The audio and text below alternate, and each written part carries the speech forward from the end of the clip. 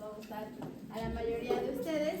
Y bueno, nuestro ponente, aquí está nuestro ponente, él es Rodrigo Rojano y me voy a permitir leer su semblanza. Es licenciado en Arquitectura por la Universidad Popular Autónoma de Puebla. Durante sus estudios fue premiado con la beca Santander Iberoamérica para cursar un semestre en la Universidad Politécnica de Cartagena en España. Ha trabajado con proyectos de arquitectura digital como modelista de proyectos en tercera dimensión. Desde el 2019 trabaja como coordinador de exposiciones en el Museo UPAEP, donde lleva a cabo labores en museografía, curaduría y gestión cultural. En 2020 comienza a impartir clases de nivel preparatoria en la materia de dibujo y composición, donde ha tenido la oportunidad de experimentar con los conceptos de arte, estética y creación artística. Hoy en día cursa el quinto cuatrimestre de la maestría en diseño de interiores en la Universidad Bauhaus, donde busca especializarse en el diseño de espacios culturales. Les pido por favor le demos un gran aplauso. Gracias, chicas, a todas. La verdad es que estoy muy honrado de estar aquí el día de hoy compartiendo un tema que para mí me resulta muy interesante, como ya me hicieron favor de presentar. A lo largo de mi vida me he interesado en el tema artístico y a pesar de que no soy artista, es decir, no soy alguien que produce arte, me gustaría llegar a hacerlo algún día, sí he tenido contacto en este mundo cultural con muchas personas que se dedican a ello y otros actores que mueven los hilos de lo que llamamos mundo cultural. Entonces es muy interesante conocerlo desde dentro y conocer también esos rezagos que existen en el ambiente cultural, especialmente en una ciudad como la que vivimos, ¿no? Que es Puebla, donde por este gran pasado colonial y el virreinato y las iglesias, muy pocas veces nos volteamos a ver el arte contemporáneo, ¿no? O el arte moderno, sino que pensamos que la cultura se reduce a este pastelito que es la cultura colonial, ¿no? Y entonces estamos maravillados con las iglesias, claro que son hermosas, pero hay otros aspectos también que podemos profundizar en el arte y entender el arte como un dispositivo de poder. Entonces, por eso la presentación de este día se llama Arte, Género y Poder. Y antes de empezar, me gustaría que las que están hasta atrás o más atrás, si pudieran encontrar algunos lugares adelante, digo por comodidad, porque tiene muchas imágenes la presentación, entonces como para que pudieran verlas mejor, porque pues la pantalla no es tan grande, pero creo que si se acercan se pueden ver bastante bien. Entonces, antes de empezar, me gustaría preguntarles, con una pregunta abierta, y digo, no hay señalamientos, también en algún momento, si ustedes tienen cualquier tipo de duda, y vamos a estar haciendo varias preguntas, no necesitan alzar la mano o así, podemos ir interactuando. El asunto es esto, ¿no? Porque el arte además es algo social, algo que se construye entre todos. Entonces, antes de empezar, quiero preguntarles, así ahora sí, como en la primaria, que levanten la mano a quién le gusta el arte. Bien. Ok, si no les gusta es muy válido, ¿no? Pero bueno, el arte es algo que nos acompaña en la humanidad desde hace muchos años y vamos a ver cuestiones interesantes y vamos a deconstruir un poco la idea del arte, ¿no? Admito que yo no soy el especialista o doctor en temas de arte y género, pero es un tema, como les digo, que me apasiona. Entonces, si alguien tiene también alguna opinión que crea que lo que yo estoy diciendo esté mal, digo, podemos entablar una conversación, ¿no? Esa es la idea. Entonces, podemos ir con la siguiente. Y bueno, vamos a ver 5 como bloques muy generales, espero ser muy rápido para tampoco robarles tiempo de su sábado. Y vamos a empezar platicando sobre el concepto del arte. Entonces, me gustaría preguntarles qué entendemos por este concepto. Y bueno, ¿qué es el arte? ¿Qué creen ustedes que es el arte? ¿Cómo podríamos definir este concepto humano? Yo considero que es la materialización de las emociones. ¿Ok? ¿Ahí atrás? Es una manera de expresar, ¿no? ¿Manera de expresar? La búsqueda de la belleza. La búsqueda de la belleza. ¿Por ahí atrás había otra? No, es gracias. ¿Ok? La expresión del ser humano del sentir, transmitir lo que piensa a través de arte. ¿Ok? Es una forma de registrar y archivar. Perfecto. Me gustan todas son muy válidas. Hay algunas excepciones con respecto a la belleza, porque recordemos que la belleza es subjetiva, pero la sociedad construye esa idea de belleza. Entonces es muy interesante. Hablamos también de expresión, que es vital en el arte, y algo que me gusta que mencionen aquí es archivar y recordar. Entonces vamos a ver más adelante de qué se trata todo esto, ¿no? ¿Podemos ver la siguiente? Entonces, la RAE, que es una organización o una institución a la que a mí particularmente no me gusta citar, porque sabemos el trasfondo de la RAE es un montón de señores en España empolvándose, ¿no? Pero nos da un marco muy interesante para entender qué piensan ellos, ¿no? y ellos que construyen mucho el pensamiento social también nos da una pista. Entonces, estos señores dicen que es una manifestación de la actividad humana mediante la cual se interpreta lo real o se plasma lo imaginado con recursos plásticos, lingüísticos o sonoros. Entonces, no sé si la han actualizado recientemente, les soy sincero, pero la encuentro neutral, ¿no? Válido para empezar, pero ciertamente no hablamos de expresión ni de sentimientos, que para mí es uno de los pilares fundamentales del arte. ¿Podemos ver la siguiente, por favor? Entonces, quiero preguntarles cuáles son sus propiedades. ¿Qué tendrían ustedes que decir que tiene que tener el arte para hacer arte? Un significado. ¿Significado? ¿Características? Transmitir un sentimiento. ¿Transmitir sentimientos? Forma. ¿Forma? Colores. ¿Colores? Contexto. ¿Contexto? ¿De acuerdo? ¿Alguien más? Ok, pues muchas de estas son propiedades del arte. Me alegra que en esta segunda ronda la palabra belleza no apareció tanto, y no por decir que el arte no es bello, pero no todo el arte tiene que ser bello, y vamos a ver ejemplos muy interesantes a través de esta exposición. Y lo cierto es que hay una gama de posibilidades artísticas y creativas. Por aquí decían colores, ¿no? Es importante también que el arte tenga colores, aunque no sea arte plástico, es decir, arte que podemos ver. ¿Se han puesto a pensar en el color de la poesía? Son cosas interesantes, ¿no? Que de repente, si podemos pensar nosotros, escuchar alguna poesía, ¿en qué color estoy pensando, no? O cuando escuchamos música, que la piel se te pone chinita, ¿qué color me transmite? Entonces, todo ese tipo de cosas se van conectando y articulan en nuestro cerebro procesos muy interesantes que no surgen por otros medios que no sean el arte. Entonces, vamos a ver un poco más también de esto, más a detalle. Pero quiero preguntarles qué hay de sus manifestaciones, es decir, ¿cuáles son los medios que utiliza el arte para llegar a nosotros? Ya dijimos poesía, por ejemplo, es uno, pero pintura, música, ¿alguien más? Cine. Danza, perfecto. Literatura. El teatro. El teatro. La expresión corporal. La expresión corporal. ¿Alguien ha pensado en la ópera, por ejemplo? Sí. Arte, ¿no? Arquitectura. La comida puede ser arte. La expresión. Exacto, la expresión. Incluso hay quien dice que este arte de la oratoria, pues, es eso, ¿no? Un arte. Entonces, hay diferentes rubros en el arte y creo que el común denominador es que nos hacen sentir algo, ¿no? Incluso la comida, que puede causarnos saciedad y tal, hay platillos que nos mueven más, ¿no? Y nos mueven más, no sé si han visto esta escena, creo que sí, de la película Ratatouille. Prueba de que te quedas así de wow, ¿no? ¿Qué estoy viviendo? Eso en el arte se denomina experiencia estética. Y es algo que los teóricos del arte, sobre todo la gente que estudia estética como una materia filosófica, le pone este nombre, ¿no? Experiencia estética. Y entonces la experiencia estética, surge de nuestra reacción a lo bello, pero también a lo feo. ¿Qué pasa cuando es muy feo? Nos mueve, ¿no? Y incluso la experiencia estética surge antes que la razón. Entonces tú te haces así, o te da asco, o te gusta mucho, y ese reflejo surge antes de pensarlo. Entonces por eso es tan interesante para la filosofía, porque el arte nos hace tener experiencias estéticas. Incluso un viaje, piensen que van de camino a Oaxaca, y de repente pasas las montañas, te asomas por la ventana y ves el acantilado.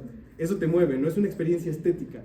Y el gran reto de los artistas es poder traducir esas experiencias que surgen de manera natural al arte, ¿no? Que tú estés en un museo, veas un cuadro y la piel se te ponga chinita sin razón. Ya después lo entenderás, pero el principal es eso, ¿no? O sea, hay gente que lo complica mucho, pero la experiencia estética es eso, sentir antes de pensar. Vamos a ver la siguiente, por favor. Y bueno, quiero hacerles esta pregunta. ¿Cuándo creen ustedes que empieza el arte? Desde la historia de la humanidad siempre. ¿Ok? ¿Siempre ha estado con nosotros? ¿Creen ustedes que es anterior o posterior a la escritura, por ejemplo? Me gusta mucho esa idea. Vamos a ver la siguiente. Y precisamente el arte es anterior a la escritura. Y hay mucha gente que dice que la civilización humana empieza cuando se empieza a escribir. Yo personalmente, desde mi propia trinchera, estoy en desacuerdo. Porque no tenemos que esperarnos hasta que empezamos a escribir, que fue hace 3.000 años, o 3.000 años antes de nuestra era, o de Cristo, como le quieran llamar, porque ya mostramos un síntoma de conciencia y de búsqueda de algo más a través del arte. Y esta es la cueva de Lang Teodongyen en Indonesia, y está datada hace 45.500 años, imagínense, mucho antes que las pirámides de Egipto, mucho antes que los primeros sistemas de escritura, y había gente que estaba tratando de plasmar su realidad a través del arte. Entonces yo digo, para mí, en mi humilde opinión, que la civilización empieza cuando empezamos a hacer arte. Entonces, esta cueva se descubrió recientemente y también por ahí se especula que la gente que intervenía en estos muros, probablemente muchos de ellos eran mujeres, que pasaban como mayor tiempo en la cueva, mientras, eso es un debate, ¿no? Porque también se dice que este tema de la caza a los hombres y la recolección a las mujeres, pues no pasaba así. Es una mirada muy patriarcal de la historia de la humanidad en general, ¿no? Pero se presume que, por ejemplo, en el tiempo en el que las mujeres estaban embarazadas, se quedaban al interior y empezaban a producir este tipo de cuestiones. Entonces, desde verlo desde esa perspectiva, la mujer siempre ha estado en el arte, ¿no? Aunque, ahorita vamos a ver que se ha intentado borrar de los libros. Entonces, vamos con la siguiente, por favor. Esta es la cueva de Altamira, no sé si la conocen. La cueva de Altamira. Es un ejemplo más occidental porque, claro, es de España, no de Indonesia. Entonces, el arte también responde a estas situaciones de poder y de qué país es más importante que otro, ¿no? Esta cueva se pensaba que era la más antigua representación artística, es de hace 36.500 años. La otra en Indonesia tiene 10.000 años más, o sea, 10.000 años es una eternidad de tiempo, ¿no? ¿Podemos ver la siguiente, por favor? Y entonces, también es muy interesante ver que desde el inicio del arte existen representaciones femeninas. ¿Ustedes conocían estas piezas? La del medio es de las más famosas, ¿no? Es la Venus de Wittenford, y justamente son piezas arqueológicas que hacen referencia a la necesidad de las personas por expresarse a través de otros medios, ¿no? Entonces, no sabían escribir, no conocían, no habían desarrollado la escritura, no es que no sabían. Y empiezan los escultores y las escultoras a generar este tipo de obras de arte, que entonces tenían propósitos rituales, en muchos casos se cree, porque, como ustedes pueden ver en estas figuras femeninas, el área de los genitales siempre es muy evidente, pero además tienen grandes senos y grandes caderas. Esto significaba que eran mujeres fértiles, ¿no? Que podían tener hijos. Imagínense en una sociedad prehistórica en la que la vida era muy difícil, en la que te podía comer un animal salvaje, en la que si te daba una gripa te morías. Las mujeres fértiles eran vistas como un sinónimo de divinidad, ¿no? Eran diosas y por eso las representaban de esta manera. Entonces, estos atributos nos indicaban que estas mujeres posiblemente habían tenido varios hijos y con ello aseguraban también la supervivencia del grupo. No es como ahora que somos millones y entre menos somos va a ser mejor, sino que necesitaban ser más. Y entonces, por eso tenemos estas representaciones que justo son un tipo de deidad, ¿no? La mujer como deidad. Podemos seguir con la que sigue. Y bueno, vamos a ver cómo evoluciona el arte, muy brevemente, porque recordemos que esto toma siglos, ¿no? Es una evolución muy, muy interesante, pero además muy larga. Entonces, los primeros ejemplos del arte, pues es este arte prehistórico, ¿no? En el que la intención principal de los artistas y las artistas era capturar estos momentos de su cotidianidad. Y también se cree que tiene ciertos atributos religiosos, las primeras expresiones de fe, de divinidad, porque claro que comían de estos animales, si no existían se morían de hambre. Entonces, a pesar de que los cazaban, los representaban como un símbolo del poder que tenían y de lo importante que eran para ellos como grupo, porque a través de ellos podían sobrevivir, ¿no? Vamos con la siguiente, por favor. Después empiezan a germinar las civilizaciones y tenemos pruebas, por ejemplo, a través del arte egipcio. ¿A ustedes les gusta la cultura egipcia? Sí. Interesantísima, ¿no? O sea, muchas cuestiones incluso místicas y mitológicas las siguen envolviendo, y lo cierto es que aquí vemos también expresión artística. Entonces, ¿es un arte ya formalmente? Yo pasé una temporada en Egipto el año pasado y en una conversación con mujeres feministas de Egipto nos platicaban cómo realmente se construyó toda una corriente por los derechos de las mujeres basándose en las obras pues justamente antiguas de Egipto, porque muchas de las representaciones de mujeres pues realmente traían como faldas cortas, o sea, se puede ver que realmente las están representando con vestidos que son muy ajustados, incluso con maquillaje, Claro. y ellas decían y se basaban mucho en nuestras antepasadas y nuestra historia es de este tipo de libertad hacia las mujeres. Claro. No podemos permitir como una opresión moderna, y tiene muchísima inspiración en cómo las mujeres eran retratadas históricamente para ellas. Me gusta mucho ese tipo de cuestiones de revisar el arte, porque además nos habla de esto. La gente antes vivía así. ¿Qué hacemos ahora tratando de que las mujeres se cubran y se cubran? Entiendo que es el Islam y toda una serie de conflictos sociales e históricos, políticos a través, pero sí, miren, aquí tenemos la representación de una mujer, ¿no? No sabemos incluso qué tiene arriba, parece que no mucha ropa, y en general también existía la dualidad esta de hombre y mujer, no estaba tan marcada. Aquí hay un hombre, sacerdote o un dios, y tiene falda, porque ahora ya los hombres no pueden usar falda. Entonces, justo remitirnos a estas cuestiones nos hace entender a las sociedades del pasado, y no del pasado colonial, en la que las mujeres traían unos vestidotes y los hombres bien de traje, sino un pasado más viejo y más interesante que nos demuestra que estas son construcciones sociales. El hombre pantalón y la mujer falda es algo social, no es natural. Otras sociedades lo entendían diferente. Entonces, bueno, este es arte dedicado a Dios. Y el arte por mucho tiempo se dedicó a Dios, y vamos a ver este ejemplo. ¿Saben dónde está? Claro, es un templo griego, y aquí, como pueden ver, el arte además se va transformando. Entonces ya no solamente es bidimensional, es decir, 2 dimensiones, largo y ancho, se vuelve tridimensional, y tenemos estas columnas tan interesantes que además tienen formas femeninas, porque había muchas deidades en su religión. Recordemos que era una religión politeísta. Había el dios del sol, la diosa de la inspiración, la diosa de la casa, el dios del inframundo. Entonces tenían un chorro de dioses, y muchos de ellos eran mujeres. Entonces también era importante la figura femenina, no solo vista como algo inferior. En el catolicismo pasa algo muy interesante con la Virgen María, ¿no? Porque todos la Virgen María, y al mismo tiempo el catolicismo de repente, incluso en la propia Biblia, agrede mucho a las mujeres o les prohíbe muchas cosas. Bueno, en estas sociedades griegas también existía algún tipo de discriminación a la mujer, pero era una fuente de inspiración, y aquí vemos que a pesar de que es un templo, un lugar dedicado a Dios, la mujer es como el pilar, ¿no? Entonces, seguramente, no tengo el dato correcto, la deidad que se veneraba al interior podía ser una deidad femenina, como Artemisa u otro tipo de deidades. Pero bueno, lo interesante es ver cómo evoluciona, pero sigue dedicado a Dios. La siguiente, por favor.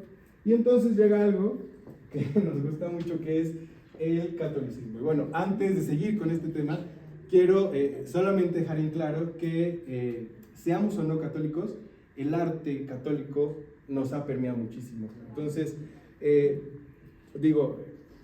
la idea no es ofender a quienes sean católicos o excluir a los que no sean católicos, a los que profesen otra religión o a las que prefieran ser ateas, sino analizar estos discursos como un documento histórico.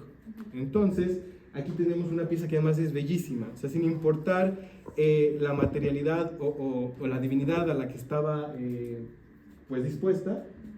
La pieza es de Leonardo da Vinci, La Última Cena, creo que muchos la conocemos, y además es un mural, ¿no? Es muy grande, no es una pieza chiquita, eso es una obra cara además, porque recordemos que el arte es caro.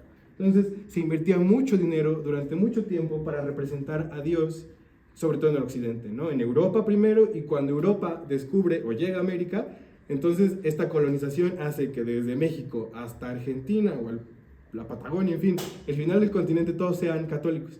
Entonces obviamente tuvo mucho auge, es por eso que yo le pongo ahí la hegemonía del catolicismo, porque va a haber 1000 representaciones de arte en las que el tema principal sea algún tema católico, ¿no? Que si la Virgen, que si el cura, que si, y son muy bonitas. Entonces creo que es válido para los que, por ejemplo, se identifiquen como ateos, poder analizar estas obras de arte sin esa brecha, ¿no? Sin esa frontera, sino desde su belleza y desde su importancia histórica. Pero bueno, el arte sigue estando dedicado a Dios, ¿ya se dieron cuenta? O sea, desde el principio de la humanidad hasta el 1500, en el Renacimiento que vivió Leonardo, el arte sigue dedicado a Dios. Y a pesar de que era un hombre súper culto y súper inteligente, claro que era profundamente religioso, y aquí está la muestra, ¿no? Porque tampoco había mucho para dónde hacerse. O eras católico, o eras judío, y entonces si vivías en Europa, cuello, o eras islámico y también cuello. Entonces tenían cierta pues, predilección por el cabello. ¿Seguimos con la siguiente? Pero el arte sigue evolucionando, y de aquí nos brincamos 200 años, pero el arte va cambiando, y entonces se presta para otras cosas. Ya no solo vamos a hablar de Dios, vamos a hablar de ideas. ¿Qué idea está representada aquí? La Revolución Francesa. ¿Cuáles son las 3 ideas de la Revolución Francesa? Libertad, igualdad y fraternidad, y esta por supuesto es la libertad. Y es la libertad guiando al pueblo, ¿no? Para mí es una de mis obras de arte favoritas, es muy bella, y además cargada de simbolismos, ¿no? Y algo interesantísimo es que los franceses en esta época empiezan a ver a la libertad, a relacionarla con una figura femenina. Entonces aquí está. Y es tan libre que lleva los pechos al aire, ¿no? Es como de... Obviamente las mujeres en la época no podían hacer eso, porque ella es una musa. Entonces seguía habiendo cierta... pues como rezago de la mujer en aspectos sociales. Incluso acuérdense que los derechos humanos eran derechos humanos del hombre, hasta que las feministas, derechos humanos del hombre y de la mujer. iba a decir, y también creo que va a eso, ¿no? Que por ejemplo, en Esparta Ujú. era la única civilización antigua que permitía que las mujeres estuvieran en fueran soldados y participaran en las guerras. Ujú. Pero las únicas mujeres que pueden participar eran las mujeres que habían nacido a través de una cesárea, Ok. porque para ellos significaba que ellas ya habían librado la primera batalla, que era el Claro. nacer. Y entonces por eso todos las otras guerrilleras, Ujú. los otros soldados se burlaban. Entonces, ningún ejército en todo el mundo durante 3000 años tuvo mujeres porque creían que eran débiles. Sin Ujú. embargo, en Esparta sí podían participar las mujeres. Fíjate, esa no me la sabía. Qué interesante, ¿no? Porque además son civilizaciones que de alguna manera forjaron lo que conocemos hoy como cultura occidental. Del otro lado, ni nos metemos, porque les reconozco que no soy un experto en arte de Asia o en arte de África, pero bueno, lo occidental es lo que nos permea y ese tipo de cosas estuvieron ahí escondidas, ¿no? Y ahora las rescatamos y entonces le damos un valor diferente también al papel de las mujeres. Y por aquí una anotación interesante que nos hacía nuestra compañera es garantías individuales, ¿no? Se empezó a plantear desde ese momento y bueno, en fin, tenemos aquí en un momento en el que el arte ya no sirve a Dios, sino a las ideas. Y esto ya está permitido, porque además antes la Iglesia Católica tenía tanto poder en Europa y por tanto en América, que si no hablabas de Dios en el arte, no eras tan importante. Aquí no solo mataron a los reyes, se deslindaron un poco del catolicismo, de la Iglesia Católica, y empiezan con la libertad de los artistas. Entonces, interesante. Seguimos con la siguiente, por favor. Y bueno, llega un momento en la historia del arte en la que avanzamos hace 80 años. ¿Saben de quién es esta obra? De Polo. Así es, Jackson Pollock, un artista increíblemente complejo, un ser humano muy, muy interesante. Para empezar era drogadicto y borracho, pero hasta más no poder. Y lo que él hacía fue revolucionar el mundo de la pintura, porque durante estos miles de años la pintura siempre se ha hecho en vertical. Tú te paras y pintas, ¿no? No sé si ustedes pinten. ¿Alguien pinta? Levante la mano. ¿Cómo pintas? Depende si es pintura a óleo y demás, si es de frente, o sea, tienes que tener la percepción. Ya si es más grafito y eso, yo me acomodo un poco más, pero inclinado. Ujú. Sí, es lo más cómodo además y los materiales se prestan para pintar en vertical o algún tipo de inclinación. Lo que Pollock hacía es que tiraba el lienzo al piso y le empezó a echar pintura desde arriba, ¿no? Entonces, lo que nos está demostrando aquí es el movimiento del cuerpo. Estas líneas no son arbitrarias, sino nos traducen un poco esta acción iracunda de pintar, porque este arte contemporáneo ya no es el arte ni de Dios ni de los ideales, es el arte de la expresión, de lo que sentimos. Y si sentimos algo hermoso, pues claro que haremos una obra preciosa. Pero si estamos tan tormentados como este hombre, pues las cosas van a salir así. Entonces, quiero preguntarles, ¿les gusta esta pieza? ¿La colgarían en su casa? Por supuesto que no. Además es carísima. No saben la cantidad de millones de dólares que cuesta. Pero claro, entiendo este punto y es algo que también es muy válido que no les guste, pero tal vez después de como concentrarnos más en la vida de estos pintores, nos empiece a gustar más porque entendemos la evolución. No vamos a seguir replicando toda la vida la última cena, podemos hacer cosas nuevas. Digo, mi intención no es decirles que están mal, pero tal vez persuadirlas un poco para que prestemos más atención a estas expresiones. La siguiente, por favor. Y bueno, ¿el arte es importante después de todo este rollo? Sí. ¿Por qué? Ay, perdón, yo ando acá atrás, es que estoy pasando las diapositivas. Yo creo que es importante porque es un reflejo también de la cosa, digamos, de ciertas culturas, épocas, ¿no? Entonces, siempre cuando a lo mejor, a mí que me encanta, por ejemplo, la cultura china, pues ves algo de arte de época pues, muy antigua y totalmente, digamos que tiene la esencia de la cultura, sin embargo, también va evolucionando. Claro. ¿Por acá? Yo creo que es importante porque es otra manera no convencional o no tradicional de entender a las personas y retomando lo que decían a la sociedad. Claro. ¿Alguien más? Es un modo de manifestación. ¿Cómo? El arte es un modo de manifestación y por lo tanto también es un modo de resistencia. De acuerdo. Por lo tanto es muy importante también poder expresarnos de esa forma y también poder transmitir estas manifestaciones sociales, estas injusticias que nosotros tenemos y cargamos y de esa forma se puede transmitir completamente. Me encanta. ¿Y hay otro? Que nos ayuda a plasmar contextos históricos y nos ayuda a entenderlos. O sea, no solamente creerlos, sino entenderlos. De acuerdo. justo, el arte es un puente, ¿no? Además de que nos puede gustar, que nos estimula, que nos hace tener una experiencia estética, es este puente que teje a una civilización antigua con la actualidad. No hay otra manera de entenderlo mejor. Yo siempre pienso mucho en la música. La novena de Beethoven, ¿no? Tan, tan, tan, tan. A todos nos pone la piel chinita, ¿no? Y estamos escuchando algo que alguien escribió hace 200 años.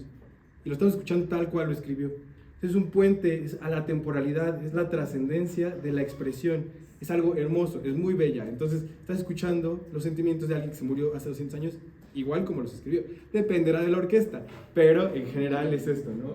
Es un puente y es una manera de expresar. Entonces, la lucha y la resistencia de otros momentos no los podríamos entender si no hubiera arte. Y ahora les voy a mostrar, la que sigue, por favor. El arte como medio de expresión y derecho. Entonces vamos a ir muy rápido aquí, nada más para entender que no solamente es válido como medio para expresarnos, sino que es nuestro derecho. Y el derecho de todas las personas, ya sean mujeres, niños, hombres, migrantes, gente con discapacidad, todos tenemos derecho a poder expresarnos a través del arte y también a disfrutar de la expresión artística. Mencionaste algo al principio, Ujú. quiero pensar que es un tema que vamos a tocar más adelante, donde mencionabas que a la mujer se le ha intentado borrar del arte, ¿no? Entonces podemos ver esto ligado con derecho. ¿Por qué? Porque antes las mujeres que eran escritoras tenían que ponerse un seudónimo de hombre, porque si no comenzaban como a señalarlas, ¿no? Y estaba prohibido eso, entonces ahí obviamente les quitas lo que ahora nosotros conocemos como derecho de expresión. La libertad de expresión. Pues. La libertad, claro. Entonces, ahora está estipulado, sin embargo, antes no lo era. Entonces, como tú dices, podemos ver ese puente incluso de situación que vivían antes las mujeres a la situación que se vive ahora, ¿no? Claro. No, y bien importante esto que mencionas, porque justamente un ejemplo de cómo a las mujeres nos han borrado en la historia y hasta en el arte es el tema de Ana Bolena, como ella después de ser asesinada quemaron cuadros y toda expresión artística o alguna referencia de cómo eran sus facciones cuando ella es degollada por todo lo que se le acusó de Por ella. supuesto. Es un Y ejemplo muy claro. hay mujeres a las que se les ha prohibido ser artistas, las O vamos a ver. En el caso de literatura. Claro, y además he tenido que enfrentar juicios. ¿Por qué te rebelaste? ¿Por qué pintaste? ¿Por qué escribiste? Si tú no puedes. Entonces es muy interesante porque, bueno, vamos a ver aquí, lo vamos a ver más adelante, la parte más rica de la exposición, pero en general y muy brevemente, pues la Declaración Universal de los Derechos Humanos, publicada por la Organización de las Naciones Unidas, en su artículo 21 establece esto. Todo individuo tiene derecho a la libertad de opinión y expresión. Este derecho incluye el de no ser molestado a causa de sus opiniones, el de investigar, recibir informaciones, opiniones, difundirlas sin limitación de fronteras por cualquier medio de expresión.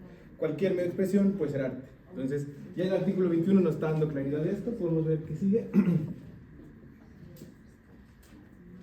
El artículo 27, en su sección primera, dice que toda persona tiene derecho a tomar parte libremente de la vida cultural de la comunidad, a gozar de las artes y participar en el progreso científico y en los beneficios que resultan. Entonces me parece interesante cómo anteponen cultura y arte antes que ciencia. Recordemos que la cultura la construimos todos.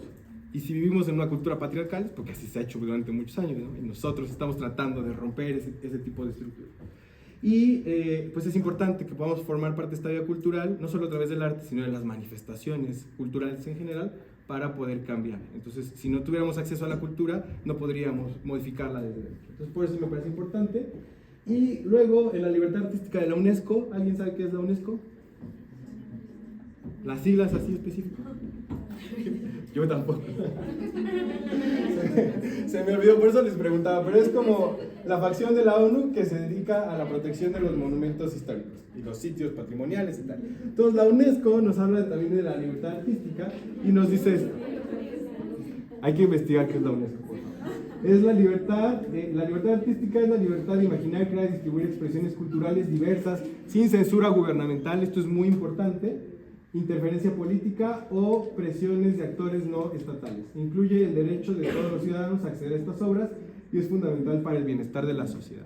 Hay un tema muy interesante con la censura porque pues muchas veces se han censurado productos muy válidos y valiosos que van en contra de la norma. Pero ustedes díganme, ¿censurarían la foto, por ejemplo, de un tipo matando un perro? Porque él diga que es arte. Entonces hay un tema de discusión muy interesante porque ha habido muchas obras de arte que han sido censuradas y a veces son muy difíciles de ver y entonces no podemos ponernos en el te voy a censurar porque no me gusta lo que estás poniendo. Pero cuando dañan a otra persona o a otro ser vivo, entonces ya hay más motivos, no para censurar, pero para denunciar ese acto, ¿no? Entonces repudiarlo, no les decimos lo vamos a borrar porque es parte de nuestra historia, pero tal vez no vamos a ser partícipes de estas cosas. Entonces, eso sería una exposición totalmente diferente, pero solamente para ir pensando en estas cosas. La siguiente, por favor. Y bueno, ya que sabemos qué es un derecho, quiero preguntarles quién ejerce este derecho, el del arte, el de expresarse. Históricamente, ¿quién ha ejercido siempre este derecho? Los hombres. Vamos a ver un top 10 de las 10 obras más buscadas en Google y quiero que ustedes solas saquen sus conclusiones. Entonces vamos a ver la primera, por favor. Y además se la saben. ¿Cómo se llama esta? La Gioconda, perfecto. Podemos con la siguiente. Leonardo da Vinci, 1519, la obra de arte más popular del mundo. La noche estrellada, Vincent Van Gogh, 1889. La siguiente, ¿está?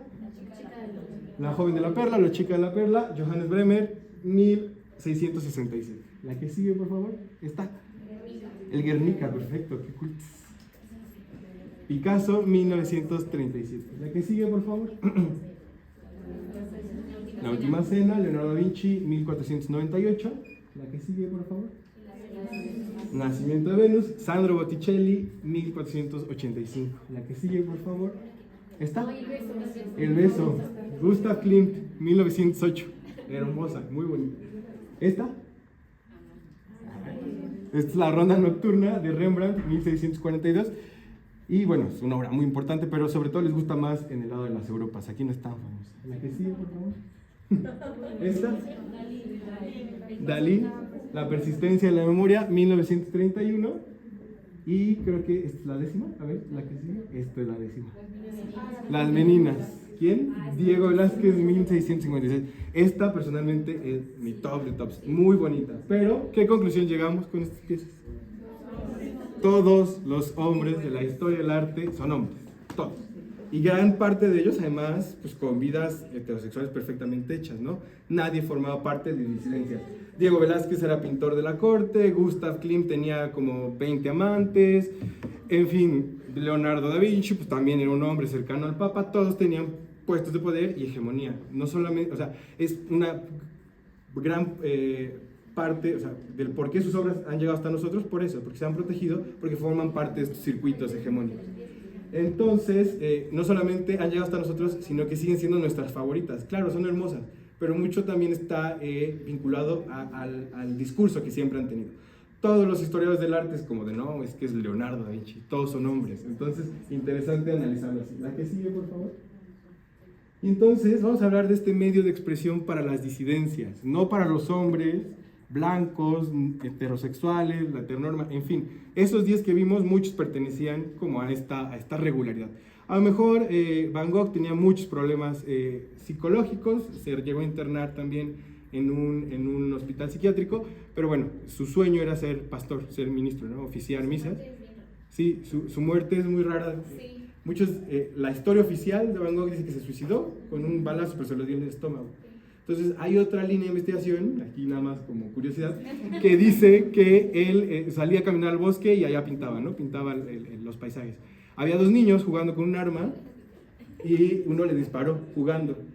Y era un hombre tan bueno, de verdad, pero tan bueno, que no lo denunció y entonces se echó la culpa porque él estuvo atendido en el hospital por el balazo, pero pues imagínense, en la época un balazo, no se salvó, pero dicen que pudo haber sido por eso, porque unos niños le dispararon jugando, entonces...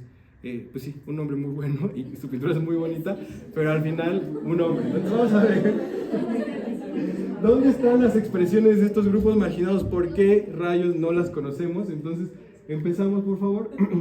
Y bueno, es un tema interesantísimo, el del arte y la rebeldía. Y la rebeldía en el arte siempre ha existido, siempre ha habido artistas rebeldes que hacen lo que quieren, pero al final terminan como ciñéndose un poco a la norma, porque además, como decíamos, ser artista es caro. bastante caro. Entonces, normalmente los artistas tienen patrocinadores, ¿no? Si no era el Papa, eran los Medici, era el presidente, entonces tenían recursos para hacer arte. Claro que si formas parte de las disidencias, si eres rebelde, ¿quién te va a querer patrocinar? Entonces, lo interesante es explorar cómo va evolucionando la rebeldía en el arte. Por eso les pongo aquí del romanticismo. ¿Qué saben rápidamente del romanticismo? Porque dicen, ay, qué romántico eres, ¿no? Yo soy un romántico y no precisamente soy cursi. Les voy a contar muy brevemente. El romanticismo es esta corriente ideológica que se opone a la ilustración. Todos conocemos la ilustración, ¿cierto? El hombre y la luz de la razón nos ilumina a todos. El hombre y la luz de la razón.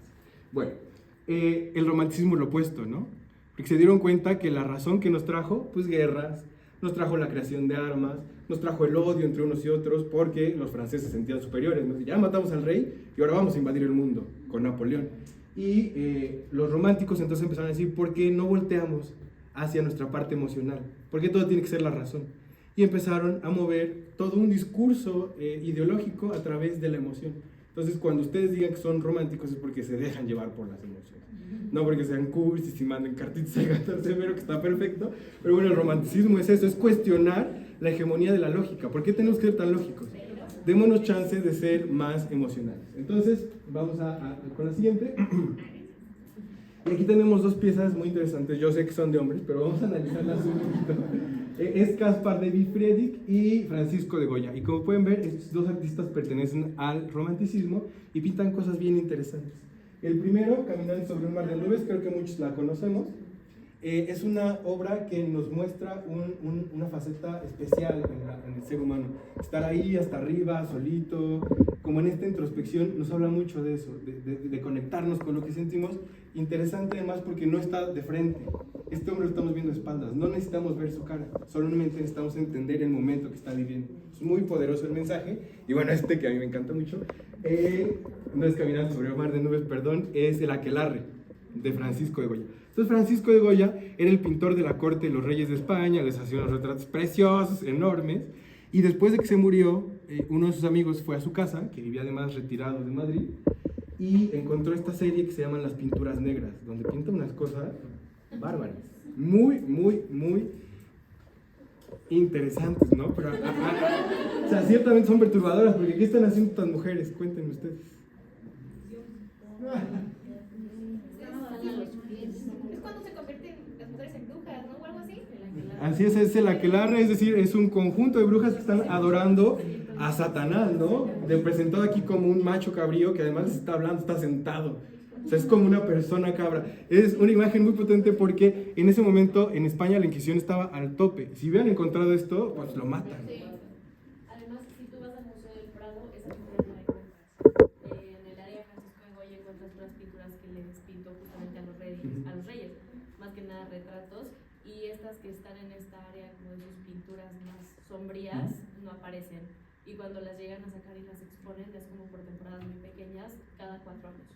Así es, hay una ala en el Museo del Prado que es la sala de las pinturas negras y ciertamente no está constantemente abierta. Y entonces, porque pues, la sociedad sigue siendo tanto conservadora. Entonces, además, este museo está rebosante de pinturas de Cristo, de pinturas de la Virgen. Si te encuentras esto, o sea, están literalmente adorando al diablo. Y claro, era algo que le llama mucho la atención porque eran cosas que se contaban. Y precisamente salían de estos temas de la razón, de la ciencia. Esto es la rebeldía total, o sea, adorar al demonio. Entonces, me parece muy interesante porque además no es este diablo rojo con cuernitos caricaturizados, ¿no? Es como un ser más mitológico. Y bueno, a mí me gusta mucho la pieza. Si se acercan, los detalles son muy sombríos. Por ejemplo, aquí le están ofreciendo como un niño esqueleto. Está muy raro, pero bueno, es una obra justo. Y ahora me encanta, es una obra rebelde. Entonces, vamos a seguir.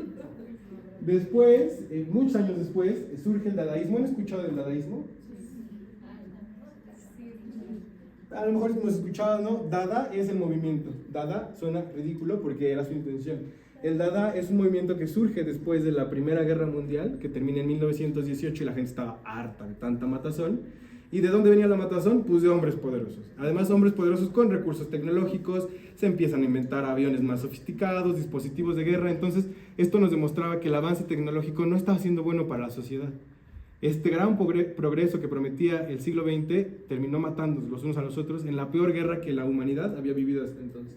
Entonces, surge este movimiento que se llama Dada, que es ridiculizar todo, porque además ellos estaban cansados de vivir y en cualquier momento se podían morir además.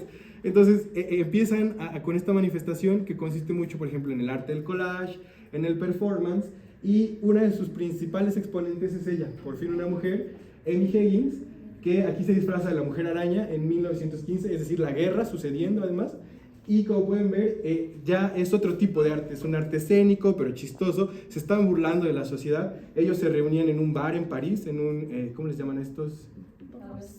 No, como donde bailaban las mujeres. Un cabaret. Estos lo hacían en un cabaret y pues, por supuesto era gente que forma parte de la disidencia. Los hombres que estaban ahí no se habían enlistado a la guerra y pues todo era chacoteo, porque probablemente el día de mañana les caía una bomba y vaya. Entonces es muy interesante ver cómo el arte se transforma y entonces ya ni siquiera es de ideales o de expresión, es para pasarla bien.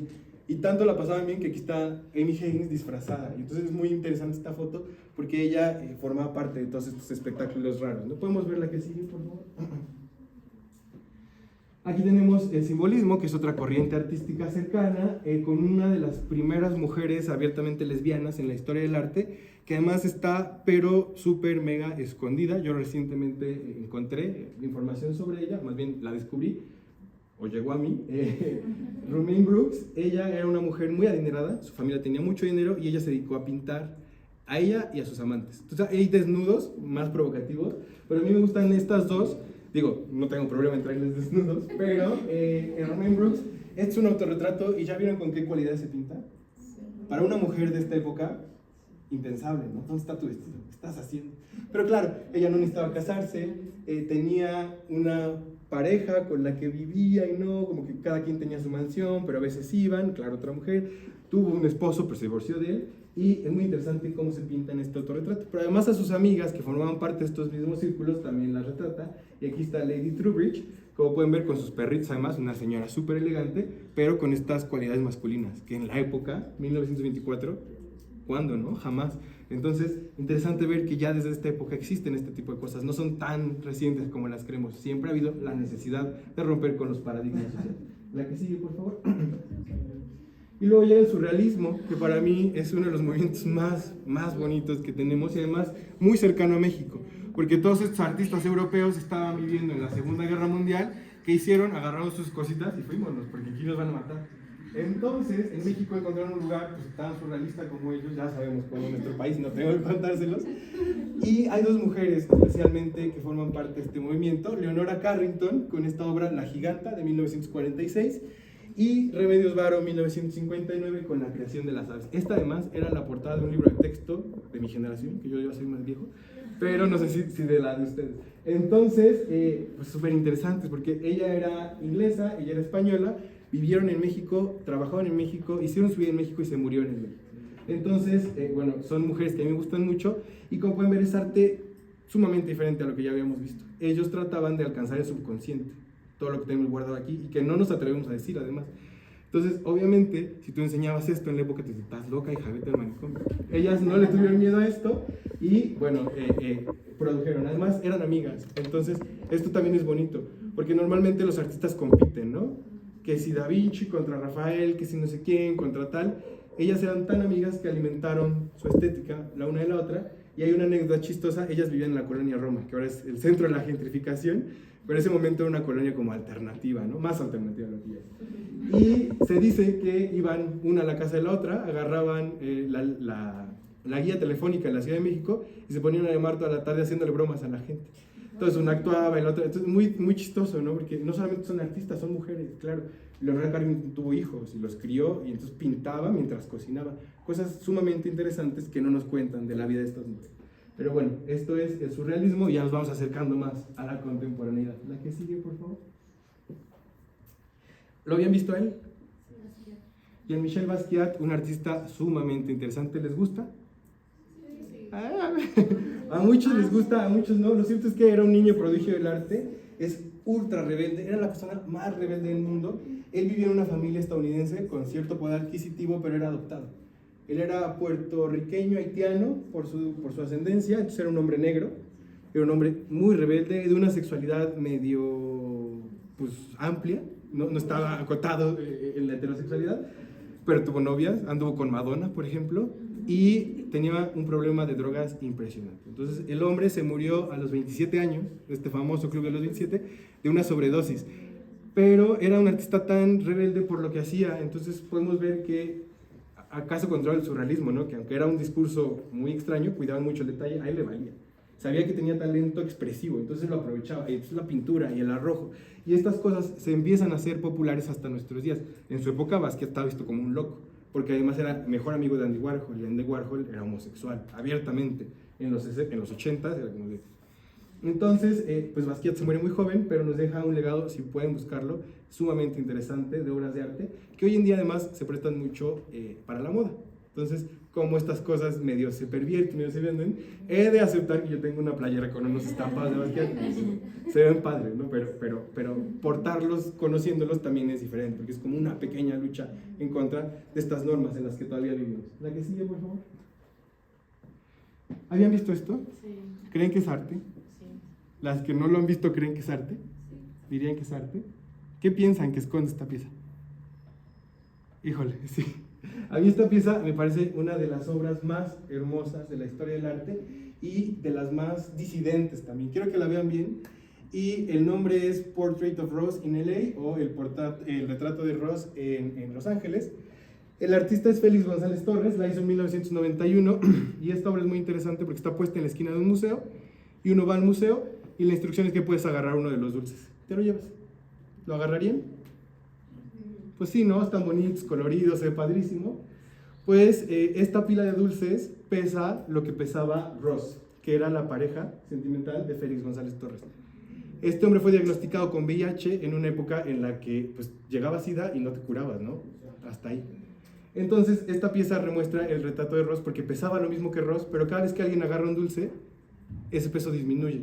Y es lo mismo que él sentía que le estaba pasando, porque realmente, o sea, el VIH lo estaba matando y cada vez estaba más flaquito. Y entonces es una pieza hiperpotente porque nos habla de esto de una manera súper sutil. Muy bonita porque son dulces, pero cuando entendemos que está representando a una persona que se está muriendo, igual dudamos en agarrarlo, ¿no? Y la instrucción de Félix González era que cada vez que esta pila se fuera vaciando, el museo tenía que reponerla al peso exacto. Y entonces con eso era una carta de amor porque era como darle vida eterna a Ross. Cada vez que estaba cerca de la muerte, volvían a alimentar la pila. Entonces es una pieza muy bonita. Félix después también murió por SIDA igual. Un artista cubano además viviendo en Los Ángeles, un artista de la disidencia. Entiendo que el tema también es para hablar de las mujeres, ahorita lo vamos a hacer, pero también de estas otras cosas que la sociedad ve mal, ¿no? Que esta sociedad patriarcal ve mal. Y por supuesto, además, la gente que vivía con VIH era súper estigmatizada en aquella época, ¿no? Entonces, una obra muy potente. Hay gente que cuando le explican, y todo, hay gente que se parte a llorar, digo, no con mi explicación, con la explicación de personas más entendida, pero a mí me parece una obra hermosa, ¿no? Entonces, si pueden, busquen a Félix González Torres, tiene otras piezas dedicadas a Ross y todas son muy bonitas, muy profundas, y ya vemos cómo el arte cambia, ¿no? Ya ni siquiera tienes que pintar, con que sea un concepto potente, a todos nos mueve, ¿no? Y eso es, o sea, yo cada vez que cuento esto me pongo así, es muy bonito. La que sigue, por favor. Y bueno, ¿ella la conocen? Yayoi Kusama. Ella es una artista japonesa, se llama Dots Obsession, es como una instalación en un museo. El año es el 2003 y es una artista también de la disidencia. Digo, ya ser mujer en 2003 no era tan un problema, claro, siempre ha sido en las sociedades en las que vivimos, pero Yayoi además es neurodivergente. Ella tiene problemas de obsesión, obsesivo-compulsivos. Se dice, se rumorea, algunos dicen que no, algunos dicen que sí, pero incluso ella asegura haberse internado por estos problemas, ¿no? Por momentos en los que ya no podía vivir por esta obsesión, y la manera en la que encontró naturalmente para desahogarse fue el arte. Entonces, si buscan también, sus piezas son completamente saturadas y es una cosa así, pero porque ella solamente así podía sacar como todo este estrés, ¿no? A través de estos puntitos y estos laberintos en los que se convierten. Entonces, además es una artista ultra famosa en la actualidad, sobre todo también como un poco de élites, y Louis Vuitton hizo una colaboración con ella recientemente, y en una avenida en Nueva York, en la que hay una boutique de Louis Vuitton, pusieron un robot, de estos robots que dan miedo porque parecen hiperreales, de Yayoi Kusama pintando. Entonces, interesante también cómo se mueve el arte en la actualidad, ¿no? A través ya también de la inteligencia artificial y eso, pero no vamos a hablar de eso hoy. La que sigue, por favor. Y bueno, ahora sí vamos a hablar del género y el arte, ¿no? A lo que nos truje. Tenemos media horita, pero bueno. Vamos a hablar de la lucha de las mujeres en el arte y me parece sumamente relevante porque ya vimos de dónde venimos, cómo fuimos mejorando, cómo fuimos expresando más, cómo hubo artistas divergentes a los que ya también tienen una voz, aunque ya están muertos, pero bueno, los estudiamos. Y ahora vamos a hablar precisamente del arte y el género. ¿Cuál ha sido la lucha de las mujeres en el arte? Y les quiero presentar algunos ejemplos. Vamos con la visita, por favor. Y hay una historiadora del arte feminista que se llama Linda Nochlin. Linda se preguntó esto en un ensayo hace 60 años. Linda ya murió recientemente, por desgracia. Pero se hacía esta pregunta: ¿por qué no ha habido grandes mujeres artistas? Y la pregunta se responde fácil, ¿no? Desde lo que nosotros estamos analizando en este tipo de grupos y de iniciativas. Pues porque la sociedad es patriarcal, ¿no? Entonces, aunque ha habido grandes mujeres con gran técnica, muchas veces los historiadores del arte, que en su mayoría son hombres, pues prefieren omitirlas. O incluso hubo tantas otras que ni siquiera llegaron al día de hoy, como lo decía, ¿no? En el retrato de Ana Bolena, pues lo quemaron. Y a otras mujeres que decían, no, pues es bruja, quemen todo lo que hizo. Entonces, muchas de estas expresiones no han llegado hasta nuestros días. Y más triste aún, muchas mujeres con talento no pudieron acceder a las herramientas de la expresión porque no podían. Si tú decías, en 1600, papá, quiero ser artista, estás loca, dedícate a tener hijos y haz tu casa, ¿no? Entonces, no se estimulaban, no se les daban recursos y muchas veces talentos pues murieron desperdiciados, ¿no? Es muy triste pensar en ellas, pero bueno, ni siquiera llegaron a producir porque no tuvieron el soporte de su estructura social. Entonces, la que sigue, por favor. Vamos a ver, entonces, bueno, un chorillo por ahí, pero vamos a revisar obras que nos hablan de experiencia femenina. No solamente obras de arte hechas por mujeres, artistas, sino obras de arte que nos refieren a estas traumas que pueden surgir solamente en mujeres, porque la sociedad en la que vivimos pues siempre busca reprimirlas, ¿no? Entonces, la que sigue, por favor. Ahorita vamos a entender mejor. ¿Saben quién es ella? Bueno, a pesar de que diga ahí. Perdón. Es Artemisa Gentileschi, es una de las mujeres más importantes del siglo XVII, 1600, imagínense 1600, una época bárbara, ¿no? Para ser persona en general, pero para ser mujer. Y bueno, también es una de las más desconocidas. Ese es un autorretrato de ella y como pueden ver es muy bueno. Porque Artemisa formaba parte de una familia de artistas. Su papá era artista y entonces ella dijo, papá, quiero pintar. Y él dijo, bueno, yo soy artista, pinta. Le contrató entonces un maestro de pintura. Ella vivía en Florencia, este señor vino de Roma. Vamos a ver la que sigue, por favor. ¿Qué creen que hizo esta persona, este maestro con ella? No, peor. La violó, la abusó sexualmente en repetidas ocasiones. Y ella lo denunció, pero claro, 1600. Le dijeron, pues mamacita, es tu culpa, ¿no? A lo mejor lo provocaste. Y él había dicho que se iba a casar con ella, ¿no? Como si eso fuera un consuelo. Entonces, obviamente, eso sirvió en el juicio y bueno, el tipo salió libre y ella lo que hizo fue vengarse a través del arte y aquí tenemos esta pieza que además es un momento bíblico, ¿no? Judith decapitando a Olófones. ¿Y en quién creen que se basó para hacer esta persona? En el tipejo este, ¿no? No me acuerdo el nombre, pero era un maestro de pintura. Un artista también importante, pero bueno, lo pinta ella decapitándolo, ¿no? Te estoy matando. Yo no te pude matar en vida, pero en las pinturas te estoy matando. Y te odio, y se nota, porque aquí está ella retratada. O sea, no solamente es Judith, soy yo y te estoy matando. Entonces es sumamente potente. Y además esto, todos dicen, pues mira qué bonito, es la Biblia, ¿no? Está padrísimo, nos está contando una historia divina. Pues claro, con este mensaje oculto. Entonces muy importante. Y de nuevo, una experiencia que los hombres pues rara vez sufren, y más en la época, una violación. Entonces ella pues lo retrata así, ¿no? Esta experiencia femenina a través de la arte. ¿Qué sigue, por favor? Frida Kahlo, todos la conocemos, una de las pocas mujeres que está en el Olimpo del arte en México, ¿no? Forja incluso nuestra identidad nacional en muchas ocasiones y hoy también es una poderosa herramienta de marketing. Vende muchísimo. La que sigue, por favor.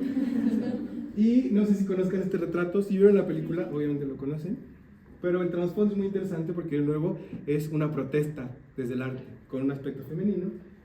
Ella, sabemos con quién estuvo casada, Diego Rivera, un mujeriego lo peor, la engañó hasta con su hermana. Claro, y entonces cuando él la engaña con su hermana, dice, ya estoy harta, nos vamos a divorciar. Y esta pintura la hace justo después de divorciar. ¿Y qué era lo que Diego amaba más de Frida? El cabello, pues me lo corto, ¿no? Me va a crecer. ¿Y qué le encantaba después? La tehuana, ¿no? Uy, el folclore, ay, mi mujer es la más folclórica de México, pues me pongo tu traje. Me vale. te odio tanto y tengo tanto coraje hacia ti que voy a deslindarme de los elementos que me unían a ti y además lo voy a dejar representado en una obra de arte, para que te duela, para que esté ahí para siempre. Y al contrario, le hizo un retrato a Trotsky muy bien vestida con una carta de amor en la mano. Luego, ya estoy harta de ti y voy a hacer que esto dure y que la gente se entere. Entonces, interesante también cómo este desamor se transforma en una obra de arte potente. La que sigue, por favor. Vamos a ver ahora un par de artistas más contemporáneas. Ella es Sophie Calle, es una artista francesa, conceptual, fotógrafa. El principal objeto de su obra es como la intimidad, retrata mucho su vida cotidiana a través de todos estos medios. Y ella está viva todavía, nace en el 53. Vamos a ver la siguiente foto. Y esta es La falsa boda. Es una obra sumamente cómica porque ella estaba enamorada de este otro artista que sale aquí en el casorio, él se llamaba Greg. Y entonces pues tuvieron una relación, en un año no se vieron, regresaron. La cosa es que ella un día le encuentra a Greg una serie de cartas dedicadas a otra mujer.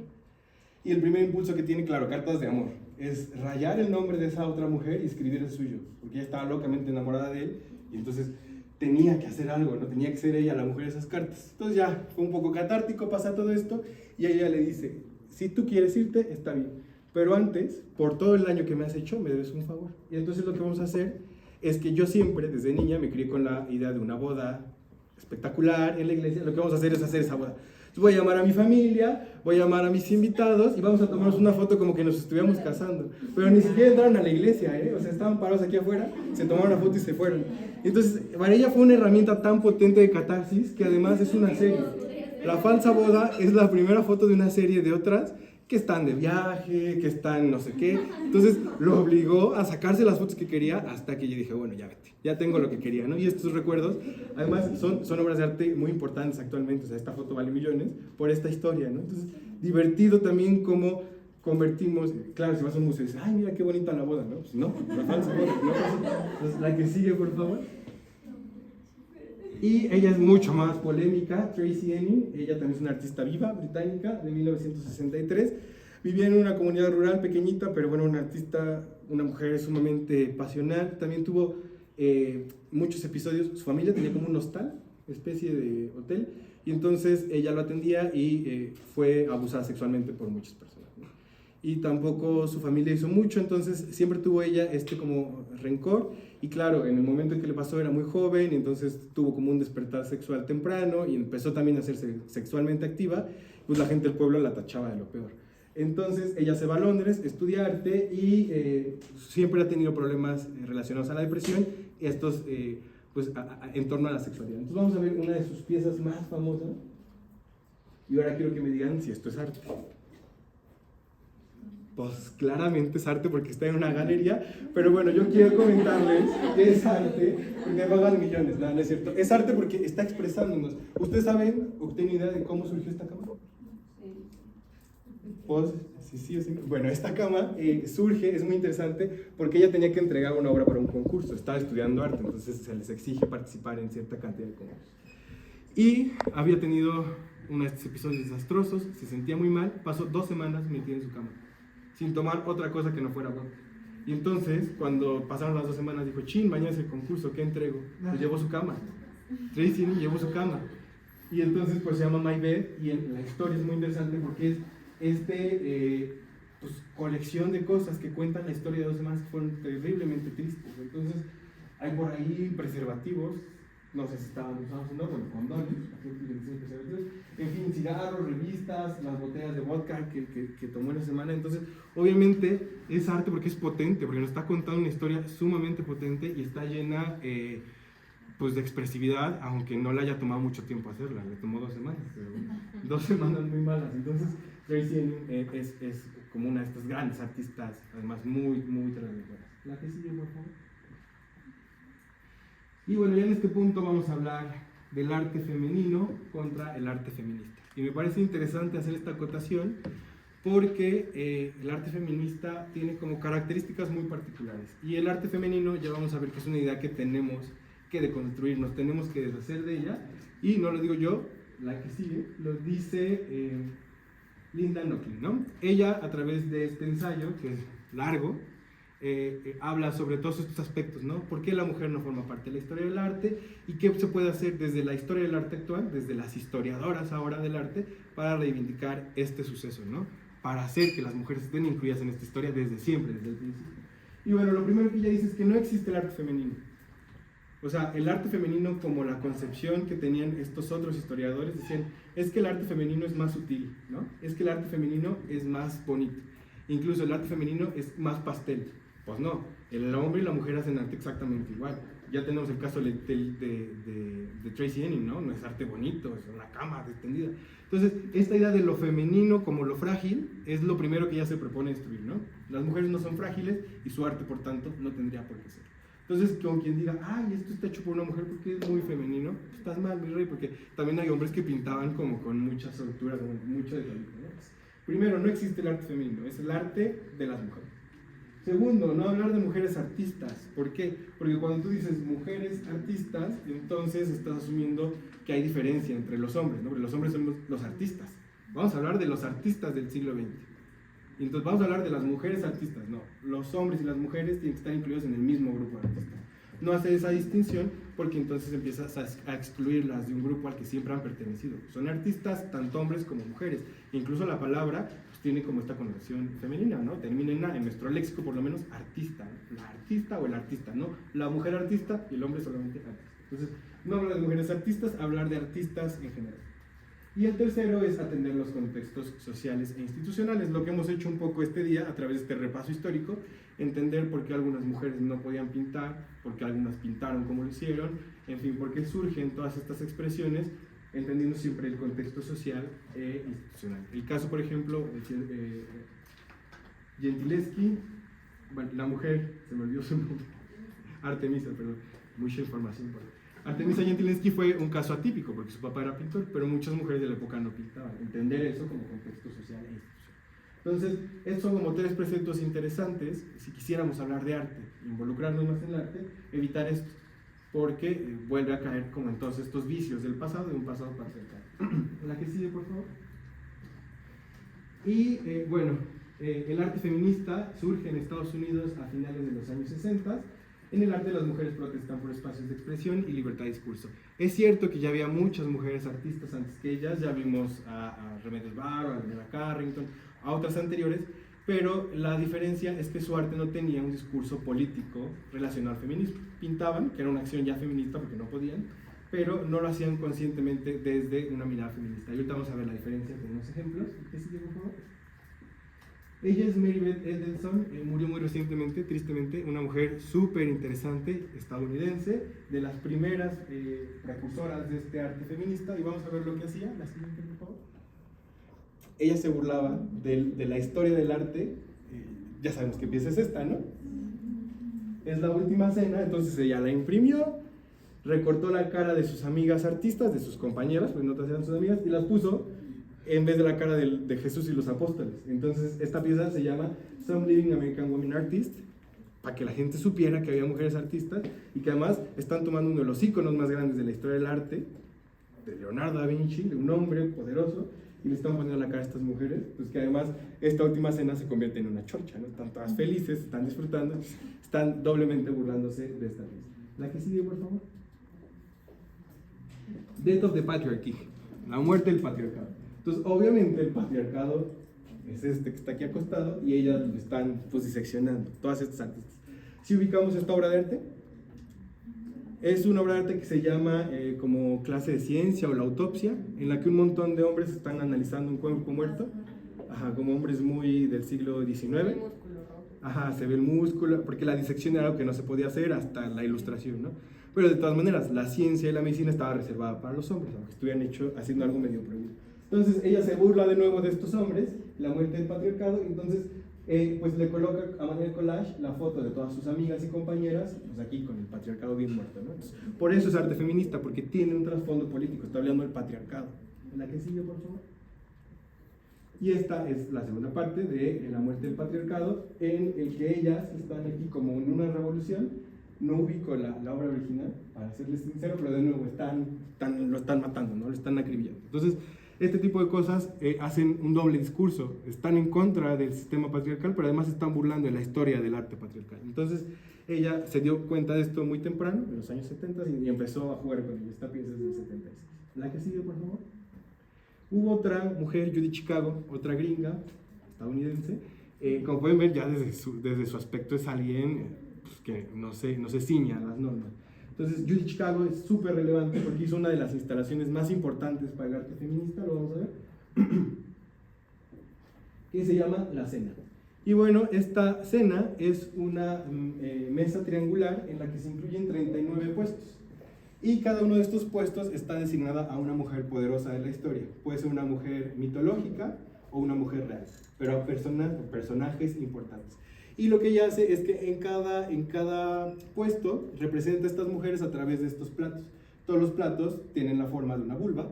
Y lo que hace es que el plato es de porcelana, muy bonito, lo pinta con estas formas de órganos sexuales. Y además añade en estos manteles bordados, es decir, cosas que hacían las mujeres, pero todo con este discurso de representar a una mujer importante. Entonces son 39 puestos y lo hace en 1979. Vamos a ver algunos nada más, porque si nos echamos los 39 nunca salimos. La que sigue, por favor.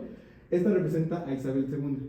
Y pues muy sutilmente ahí hay una vulva, ¿no? O sea, estamos viendo ahí cómo pues ellas también se burlaban, ¿no? Porque incluso censuraba a la gente, como, ay, no, qué locura. Desnudos masculinos siempre ha habido, ¿no?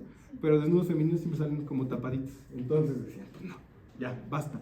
Isabel II, pues vamos a imaginarnos cómo podría representar. La siguiente, esta es Virginia Woolf, por ejemplo, con un plato mucho más elaborado ya en relieve. Entonces estos platos se fueron haciendo con el tiempo. Todos se presentan en el 79, pero claro, cuando empieza con el proyecto pues son más bidimensionales y a medida que va avanzando en los meses del 79 los va haciendo como más complejos. Entonces, sumamente interesante y feminista de nuevo, ¿no? Porque está expresando un discurso feminista del poder de las mujeres y estas mujeres poderosas. La que sigue, por favor. Y bueno, en México no nos quedamos atrás, este proyecto me encanta, no sé si lo conocían. Sí. Polvo de Gallina Negra. De Maris Bustamante y Mónica Mayer, dos mujeres artistas que además uno de sus principales proyectos de arte era ser mamás.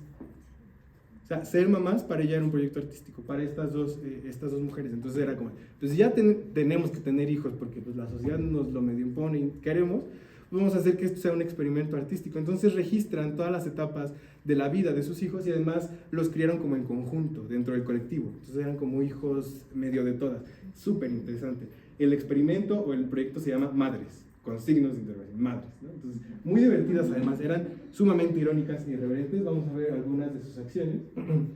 Este se llama el premio Madre por un Día, pues te estamos premiando. Y lo que hicieron fue en la televisión nacional, en un noticiero de la noche con este presentador, que no me acuerdo cómo se llama, hicieron todo este proyecto artístico, ¿no? Que es el performance, no es una pieza que ves, es una pieza que haces, que sientes, que construyes.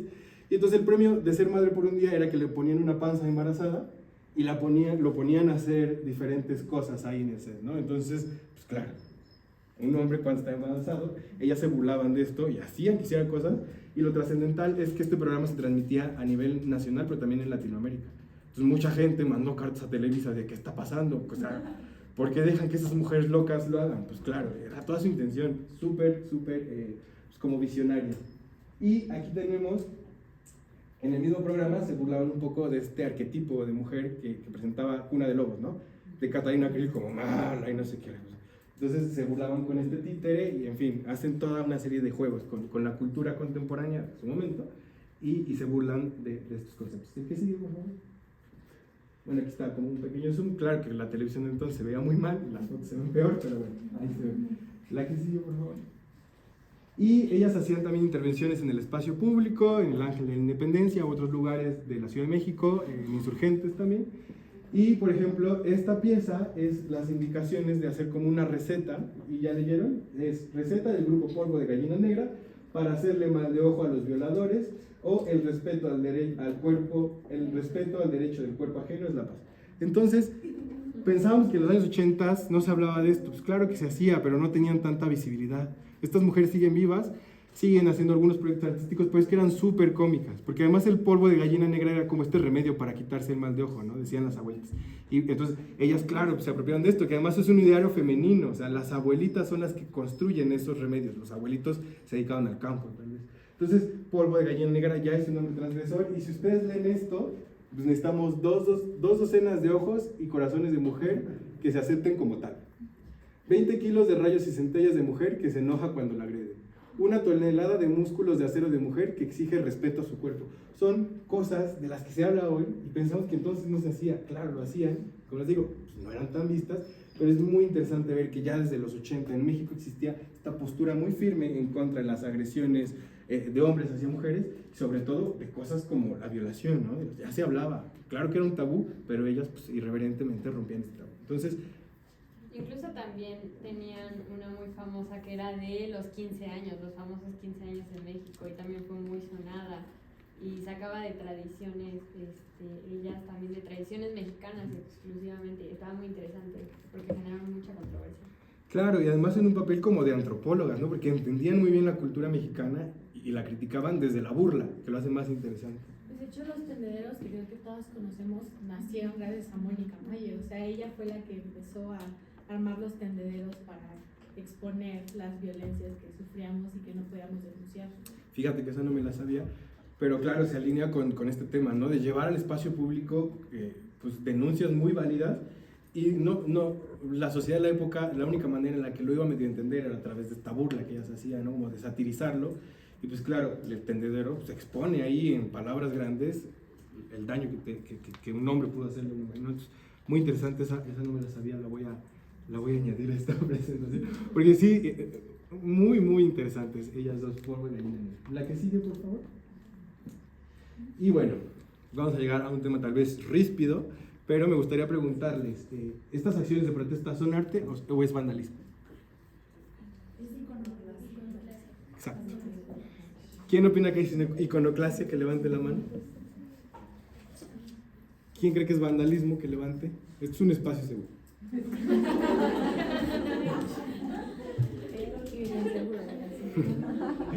Y claro, es que es un tema sumamente...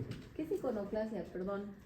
La iconoclasia es el rechazo a las imágenes que significan poder. Surge principalmente de las imágenes religiosas, es decir, cuando rechazas una imagen religiosa porque la Biblia te prohíbe adorar imágenes, pero se ha convertido a nuestros tiempos en justo rechazar las imágenes que simbolizan el poder.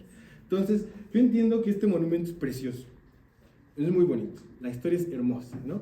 Si uno está parado ahí, dices, wow, pero simboliza un Estado que no está teniendo un problema serio, un problema de feminicidios, o sea, ya ni siquiera son violaciones, que es terrible, pero un feminicidio, o sea, te mato, o sea, ya ni siquiera utilizo tu cuerpo y después, o sea, es terrible, ¿no? El feminicidio es terrible y pasa en México. No conozco la cifra exacta, hablan de 10, de 15, de 20 mujeres, pero bueno, si fuera una al día ya es terrible. Entonces, un Estado que no está cuidando a la mujer, pues tiene que ser destruido desde sus símbolos. Entonces, por eso es que estas acciones son relevantes. Y justamente un equipo de restauradoras, que es un colectivo que además se llama Restauradoras con Glitter, Restauradoras con Glitter, no aprueba que estas cosas pasen, pero lo entiende y lo registra. Entonces ellas se ofrecieron a registrar todos estos pues, estragos causados al monumento, porque son parte de su historia. Y es algo que no se debe olvidar, como ya lo vimos. El arte nos conecta con el pasado. Y en 100 años, cuando la gente vea esto, va a decir, pues es que había un problema. Y si no se ha resuelto, es como desde hace 100 años está este problema, pintamos el monumento y ni así nos han hecho caso. ¿Qué es lo que están esperando? Porque además, esto pasa y la sociedad se enloquece, ¿no? Pero lo mismo pasa en el partido de fútbol, entonces, es que ganó México. Es que no había ganado desde hace mucho. Y termina orinado el monumento, el mismo monumento. Entonces, claro, entiendo que es propiedad de la nación y tal, pero si la nación no las está cuidando, ¿por qué no descuidar nosotros a la nación? Entonces, vamos a ver la siguiente imagen. ¿Qué más? A mí me parece increíble, ¿no? O sea, es el monumento a la independencia, hermoso, francés y tal, pero pues estas mujeres también son independientes, ¿no? Vamos a rayarlo. Digo, si hubieran quemado la iglesia, dices, bueno, tal vez había gente inocente adentro y se murieron achicharrados, se pasaron. Pero no le están haciendo daño a nadie. Son piedras, las piedras se limpian. Entonces, como decía, ¿no? Las piedras se limpian. ¿Quién nos va a regresar a las que se murieron? Entonces, entiendo que es puede generar mucha controversia, pero de nuevo, es iconoclasia. Es este rechazo a los símbolos del Estado. Y claro que lo queremos mucho al ángel de la independencia, porque siempre ha estado ahí, pero es un símbolo de México, de un Estado que no está teniendo un problema. Vamos con el que sigue. Y bueno, este me parece, pues, muy interesante, pero además muy difícil. Porque aquí ya no están destruyendo ningún monumento. Por esto ya no nos podemos ofender. Pero me parece sumamente triste ver que cada uno de esos nombres es una mujer que murió a causa de la violencia machista en México. Y justo se llama el Muro de la Memoria, en un intento del presidente por proteger el Palacio Nacional. Recordemos, hace 1 o 2 años, en una marcha del 8M, pusieron estos grandes muros y, pues nada, en vez de saltarlos, las mujeres los intervinieron. Entonces, estos espacios en los que se unían los muros, que se hacen cruces, pues los pintaron de rosa. Y todos los nombres son de mujeres muertas. Y además se les colocaban flores. Entonces, de un espacio que era hostil, se volvió un espacio de alivio, ¿no? De poder expresarnos, decir, estamos hartas, y si no vamos a ir a rayar el monumento, pues te vamos a rayar esto, ¿no? A lo mejor nadie se va a enojar, pero claro que el mensaje es igual de potente y reverbera. Entonces, estas fotos llegaron incluso a medios internacionales, y en un intento del gobierno también por desestimar un tanto estas acciones, le quisieron cambiar al Muro de la Paz. Entonces empezaron a hablar del Muro de la Paz, pues no, ninguna paz. Esto es la memoria, y la memoria de esas mujeres. Entonces no te metas en cosas que literalmente no entiendes ni estás atendiendo. Pero bueno, a mí me parece muy bonito y sobre todo profundamente triste, ¿no? O sea, están en nuestras caras, vemos esto y chale, nos acordamos. Entonces, la que sigue, por favor. El mismo muro, ¿no? Les puse varias fotos porque de verdad me parece una intervención hermosa y además organizada desde estos colectivos feministas para hacer una pieza de arte. Que alguien venga y que me diga que eso no es arte, ¿no? Que evidentemente no es arte pues de academia, ni arte blanco, ni arte artista, pero es arte, nos hace sentir, nos hace recordar. Entonces, qué bueno que exista esa memoria fotográfica de esta pieza, ¿no? Esta gran pieza. Además, proyectaron en el Palacio Nacional. Si no nos dejas acercarnos, pues vamos a encontrar la manera. México Feminicida. Entonces, potentísimo. A mí me gusta mucho y una de las cosas más interesantes es esta construcción comunitaria que les digo. Nadie salió a decir, ¡ay, yo fui la que se le ocurrió, échenme las porras! No, lo hicimos todas, ¿no? Y esta también era alguna frase, todas fuimos, pues, todas fuimos. Entonces, muy bonito. Y esto es a lo que nos referimos por arte feminista. En mi facultad, bueno, seguro tiene y pues no sé, obviamente lo conocen. Hay un muro en donde el 28 de septiembre, en la otra mano, todas pusieron su mano, ¿no? Y de pro aborto y no sé qué. O sea, bueno, no recuerdo textualmente lo que dice, pero sí sé que es pro aborto. Y entonces ahí sigue. Y el lunes estaba platicando con un amigo y dijo, nunca lo había visto, qué padre, que todas se unieron. Y todas lo hicieron.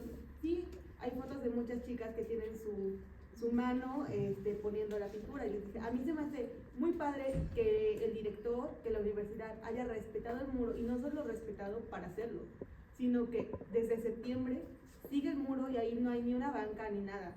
Ahí sigue y todos lo podemos ver, e incluso les dije, ahora el 8 de marzo vamos a pintar el otro muro. Bueno, es que yo también fui a esa facultad, pero pues no es que lo respeten, es que hicimos que lo respetaran, porque uno rayaba y pues a la media hora tenías al del servicio tallando las paredes, limpiando, y decías, pues está pasando esto, ¿no? En las aulas hay maestros que están agrediendo a alumnas y no se está visibilizando. Entonces no fue como que dijera, sí, muchas gracias, las apoyo y las aplaudo y lo voy a respetar. Simplemente que como esto a lo largo de la historia se ha hecho que el movimiento se respete y que las mujeres se respeten. No es como que ya algo que por iniciativa propia, ¿no? Ha costado para llegar a eso. Muy interesante ambas cosas, ¿no? Que esté ahí, que permanezca y que hayan hecho a fuerza de la unión de todas las mujeres que se respete.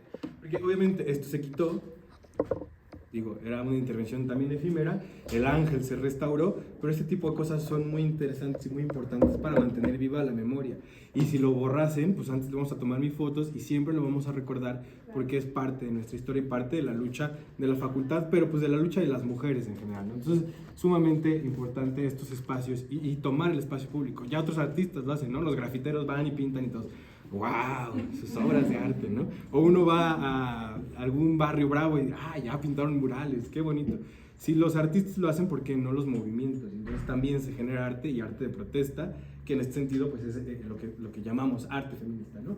Hay arte, artistas, ya dijimos, todos son artistas, pero hay particularmente obras de arte realizadas por mujeres y además hay arte feminista, que también son obras de arte, pero con un sentido más político. Entonces vamos a ver la que sigue.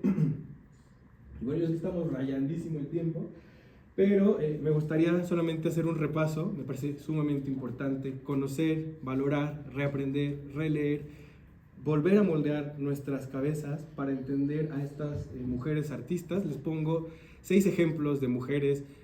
Sé que hay muchas mujeres artistas mexicanas, pero ya vimos a las estadounidenses, a las francesas, el Dada, no sé qué. Pero nuestro país ha dado un montón de mujeres sumamente relevantes para la historia del arte y que yo creo a veces muy pocos conocemos. Entonces vamos a ver a la primera. Esta la amamos todos, ¿no? Sor Juana Inés de la Cruz. Todos la conocemos, está en los billetes de 100, antes en los de 200. Es una mujer que, como Frida Kahlo, pues logró llegar como a este Olimpo de las artistas, y la conocemos y la reconocemos y la adoramos. Y si sabemos sobre su vida, no solamente es una de las poetisas más influyentes de habla hispana, sino que también se le considera una de las primeras feministas de América. El movimiento feminista pues en 1600 no existía, ¿no? Pero ya había mujeres que tenían como esta idea de que las cosas no estaban bien en el sistema, y entonces Sor Juana Inés fue una de ellas.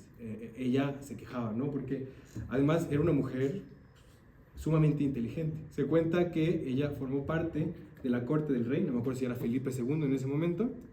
Entonces el virrey la invitaba a estas como tertulias, y un día dijeron, es mujer, está joven, ¿qué va a saber? Y entonces una serie de expertos de la Nueva España, imagínense, la cuestionaron sobre literatura, sobre historia, sobre política, sobre ciencias naturales. ¿Y ustedes creen que falló una sola pregunta? No. Todas se las supo. Y entonces después de eso todo, le llovían pretendientes a esta mujer. Pero claro, ella no se quería casar, y menos en la época, pasas a ser propiedad del señor. Entonces lo que ella hizo, y lo más inteligente que pudo haber hecho en la época, fue volverse monja. Aquí nadie me va a molestar. Primero estuvo con las carmelitas descalzas, pero no le gustó la austeridad, porque tenía que barrer, trapear, guisar. Dijo, no, dijo, de aquí no soy. Y entonces después se fue con las hermanas de San Jerónimo, donde vivió toda su vida, y ya con las jerónimas eran como más fresonas. Entonces tenían su personal de servicio. Entonces ya, bueno, aquí ya me voy a dedicar a la escritura. Y escribió textos preciosos. Sin embargo, la iglesia empezó a decir, ¿y esta mujer por qué escribe tanto? ¿Y por qué está escribiendo lo que escribe? Se peleó con el obispo de Puebla a través de cartas, y entonces es el momento en el que la Inquisición dice, o dejas de escribir, o... Y entonces su último poema, ella firma, yo la peor de todas, porque eso la hicieron sentir en ese momento, y lo firma con sangre. Después de eso, permanece en el anonimato muchos años, ya dedicada a la vida en el convento, atendía a las personas con algunas enfermedades de la época, que eran como pandemias, y bueno, se contagia y muere. Pero dejó mucho tiempo de escribir y era una de las cosas que más amaba. Entonces vamos a ver lo siguiente. Este es un poema, no sé si hay alguien aquí que le encante la declamación y que nos quiera deleitar estos últimos minutos. Jocelyn. Pero bueno, el poema se llama En perseguirme mundo que interesas. Entonces, brevemente habla de eso, ¿no? En perseguirme mundo que interesas, ¿en qué te ofendo cuando solo intento poner bellezas en mi entendimiento y no mi entendimiento en las bellezas? Entonces, habla de esto, ¿no? ¿Por qué me persigue si yo lo único que quiero es aprender? Lo único a lo que me quiero dedicar es a explorar la belleza del mundo. ¿Qué daño les hago? Pues que eres mujer, si fueras hombre, haz lo que quieras, ¿no? Pues claro. Entonces, esto es una afronta, ¿no? Los dejo que lo lean.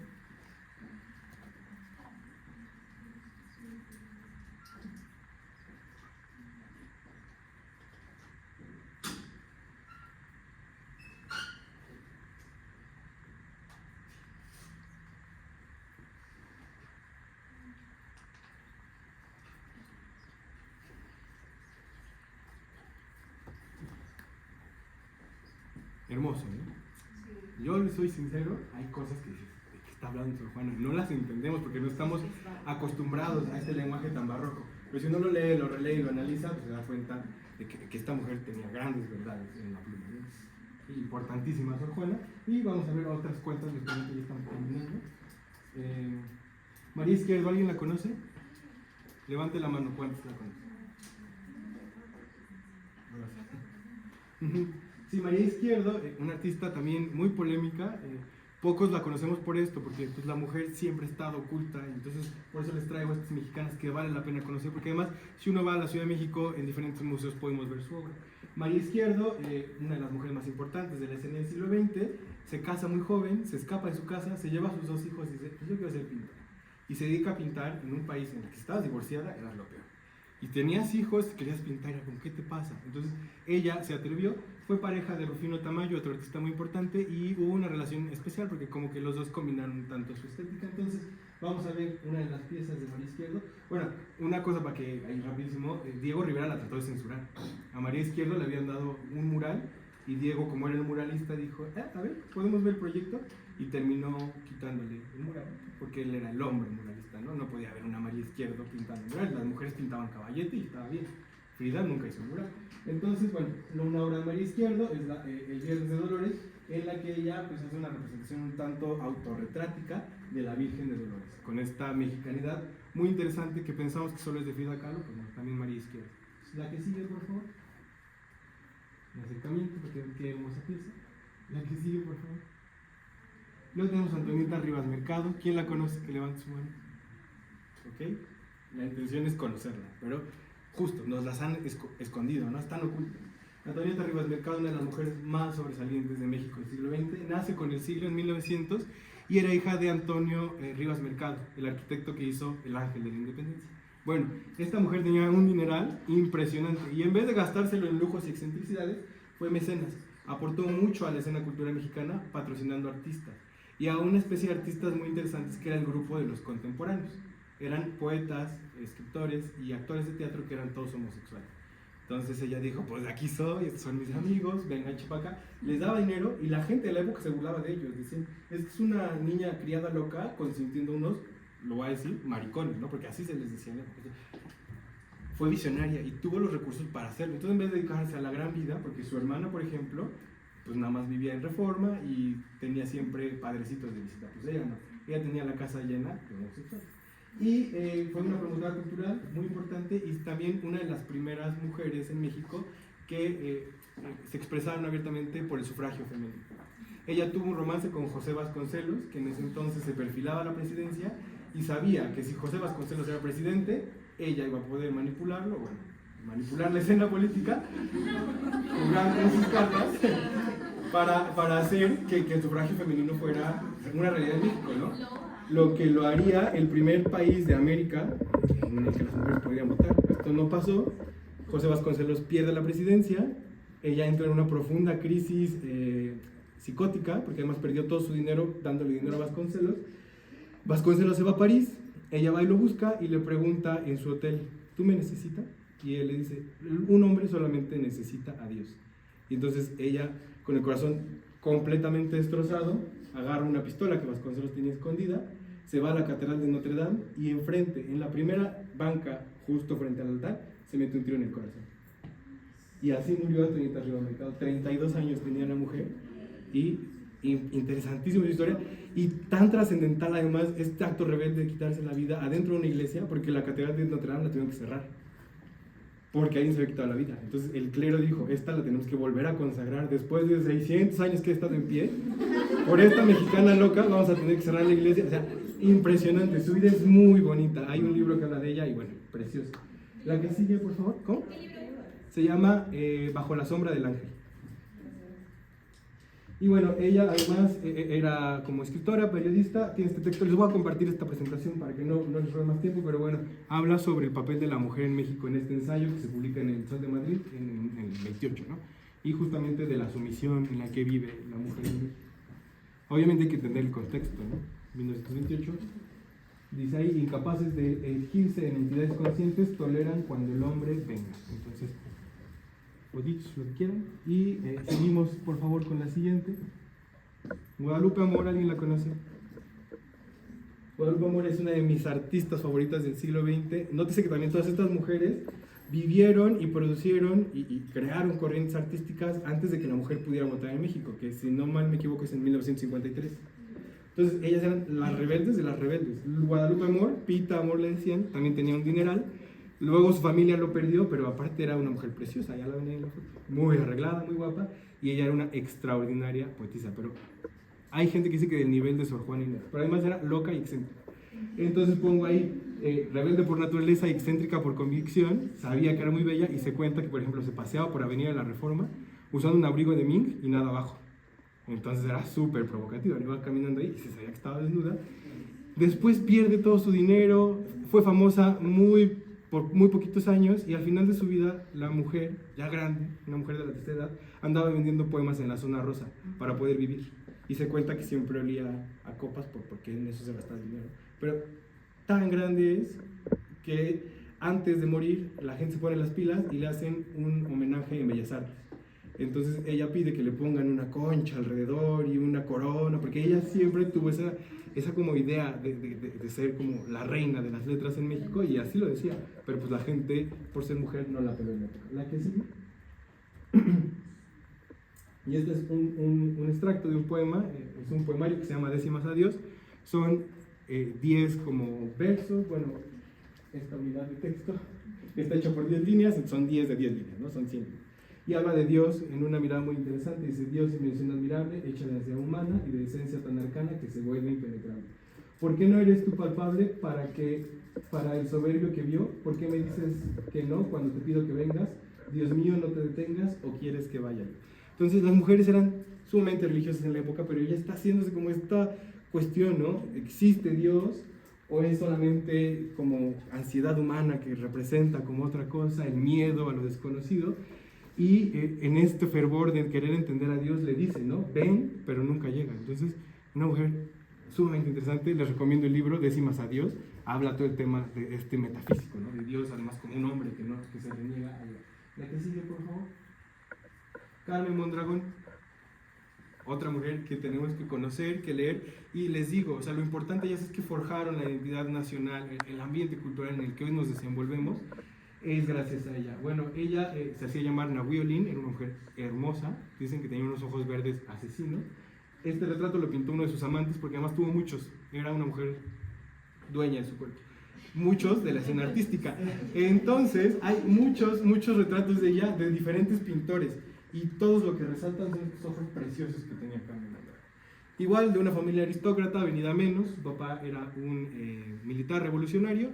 Y ella además ya es una de las primeras con conciencia feminista en México, porque crea en el año del, no lo puse aquí, pero creo que es en 1935, la Liga Feminista de la Lucha contra las Toxicomanías. Entonces, bueno, también tiene un movimiento interesante en el que busca que la mujer sea parte de la escena. ¿La que sigue, por favor?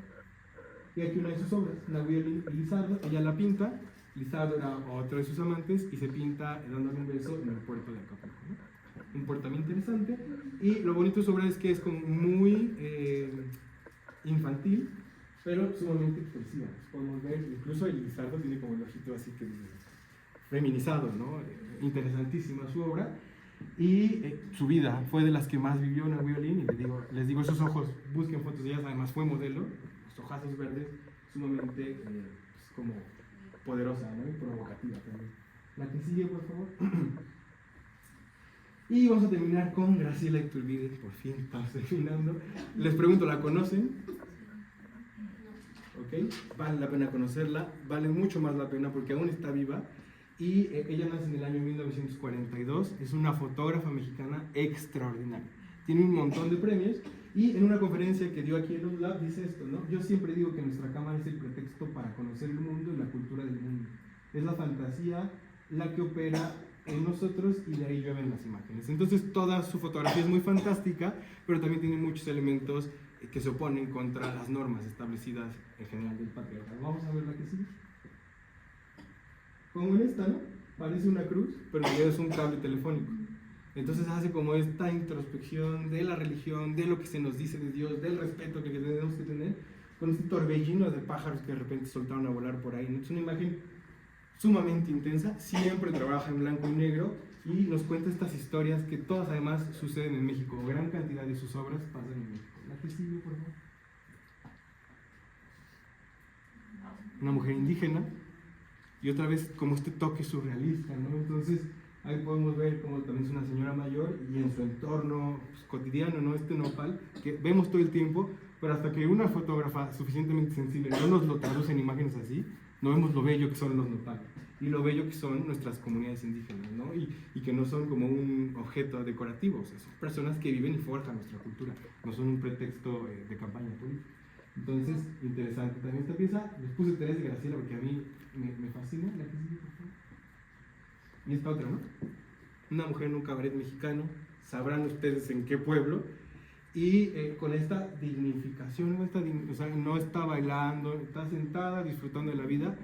Yo creo que esta mujer muchas veces en muchos contextos podría ser violentada por estar donde está, por vestirse como se viste, por verse como se ve, pero ella no la agrede, ¿no? Simplemente la captura en el espacio cotidiano que habita. Entonces Graciela tiene un montón de fotos así, tiene fotos de personas trans, tiene fotos de mushes, como todas estas cuestiones a la masculinidad a través de algo tan frío como una foto en blanco y negro se vuelven místicas, se vuelven casi aterciopeladas, ¿no? Entonces Graciela Iturbide es esta última artista que les quería presentar. Hay muchas mexicanas más, pero si seguimos con la siguiente, pues nada, todo de mi parte. Gracias.